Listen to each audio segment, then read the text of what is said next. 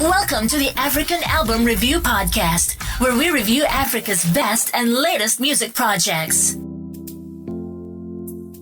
Black Coffee is a world-renowned, multi-award-winning South African DJ and producer who had his big break about 15 years ago. He founded his own label titled Soulistic Music, which boasts some impressive acts built around the deep house sound. And the man has a stellar discography, and his catalogue would make any DJ and producer jealous. He has worked with the who's who of the industry, as well as holding prestigious residencies in different parts of the world. Africa, Murise. My name is Wemoto, and welcome to the African Album Review Podcast. As you've guessed it, today I will be reviewing Black Coffee's latest album, which is like a day old, and it's titled Subconsciously. Before we get into it, do visit the website motomotomusic.com. That's where you get all the album reviews, as well as the Motomoto podcast, which is pretty awesome, African music only. And yeah, there's a PayPal icon at the top right hand corner. Please donate. That's how this podcast keeps going. And of course, we've got a YouTube channel which is titled Motomoto Music. Let's get into it. The latest African album review is Loading. Subconsciously by Black Coffee was released on February 5th, 2021 under Ultra Records. It has 12 tracks, 1 hour runtime, multiple features, and production is by Black Coffee himself, with the help of a few friends such as DJ Angelo, Rendition, Stargate, and more. Album Review. Let's analyze the music. The album opens up with the song Lost, which is a collaboration with DJ Angelo and features Jinadu. This is deep house territory with reverby vocals that leave a tale of emotions with them. It's part of what makes house music vocals have so much feeling within them, and the song really defines that. You Need Me was instantly one of my favorites from this album. It starts off with a wonderful performance by Maxine Ashley with the accompanying keys before it progresses into a groovy house kick that carries the pace. The constant head nod is the first instinct here. I was just doing it while sitting in my chair.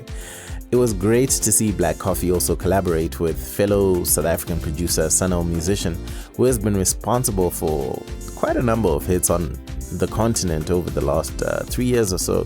So it's great to see the countrymen do the thing. The moment I heard La La La featuring Usher, my first opinion on it was, this is a hit, an absolute hit record. It's amazing how Usher went from like R&B lover boy to dance superstar as his career has matured into what it is today. He is so good on house and pop tunes, it's not even funny, man. The beat is majestic, and this is Black Coffee at his very best. When it comes to that production side of things, man, this dude kills it. Subconsciously is interesting for a number of aspects. Despite being the title track for the album, the spelling of Subconsciously takes the vowels out and is capitalized throughout, which I thought was a subtle but nice touch. And that's not all. The beat is crazy, guys. Absolutely crazy. It's ridiculously good, and the piano accentuation to go with the vocals that echo a passionate stance throughout. This one is a groove record that I think will do well at party settings and, in clubs as well. 10 Missed Calls will have you in your feelings. That emotionally tinged soundscape, and love starts off really well, but somewhere down the line it just fails. And sometimes it doesn't really need much to go from being deep in love to being unsure of the person. And this one features Pharrell Williams, who did a wonderful job, as well as Josie on the vocals. Album Review. The technical side of things. The sequencing of Subconsciously is wonderful. You are taken on a journey from the first track right through to the last. It feels as if I was in a musical trance where I fell deeper and deeper. To be fair, Black Coffee and Rye X tried to warn us on the song I'm Falling, and I fell deep into this body of work without being much of a deep house fan at all. No pun intended. The numerous soundscapes had me in a trance, if not out of sheer appreciation for the high level of musicality, being wowed by the progressions, piano chords, the warm vocals, and even being lured by those emotional soundscapes. It was just the easy, on the ear nature of it all. I found the tempo to pick up a little around track 5 after the more emo records, and I haven't heard a Cassie song in ages, but she's on the song Time, and she's just in an element I would have never really identified as one she would be comfortable in. And vocally she was brilliant as well, so that was a nice touch. The collaborations on Subconsciously are exactly what I expected of a house project. Exceptionally talented individuals where I know only a handful of them. And I found plenty of acts that I will make an effort to dig out more music from. But it shows how much there are so many layers to artistry, and as listeners we're quite one-dimensional in what we seek out, but there's plenty of talent out there. Without Black Coffee, I probably would not find out about these musicians, and even then I will never be able to keep up. He gave us much more than that though. Black Coffee brought out some real big guns in the music industry, such as Pharrell Williams, Usher, Cassie. That was just big. At the same time, he teamed up with some of the best South African acts, such as Teleman, Msaki, Sano Musician, Uno Rams. That was nice. Many of the songs had a hard cut at the end rather than a fade. Not sure if there's any significance or anything to it at all, but it was just something that I noticed. What I love about Black Coffee on this album is how the pace kept me occupied without looking at minutes on the clock. I actually had this conversation with a couple of people on Twitter. By the way, my Twitter handle is MJ Wemoto, MJWEMOTO. And we were talking about how, songs are really short these days. But at the same time, it depends on other variables like location, geographical location, which country you're in, and what type of genre it is. And house music tends to have a very cultured group of listeners that are looking for those longer songs. So when I was listening to this album, a 6-minute song did not feel like a 6-minute song.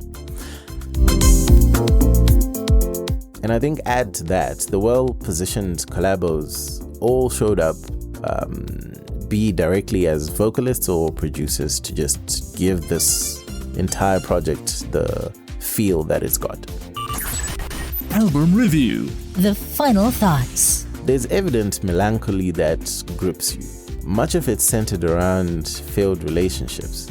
Maybe subconsciously, some of these are Black Coffee's personal feelings experienced over the years that make for painfully beautiful music.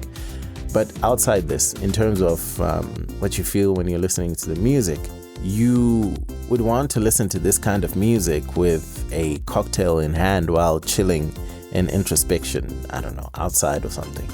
And then you get some songs that would be perfect for a party type vacation, enjoying some nice drinks at an open air gig with your friends where you could lose yourself without necessarily going anywhere.